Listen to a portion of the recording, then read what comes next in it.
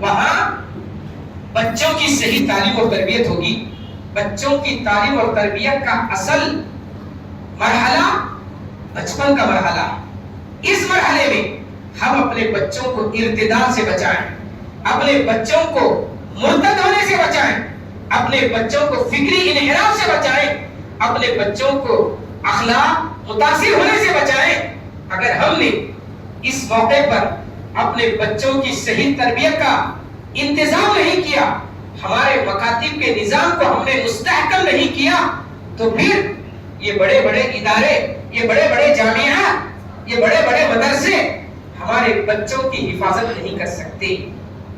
ہمارے بچوں کی حفاظت انہی مکاتب سے ہوگی. اور اس وقت دنیا میں جو قومیں ترقی کر رہی, انہوں نے ان چھوٹے اداروں کی اہمیت کو سمجھا, جس کو مکتب ہم کہتے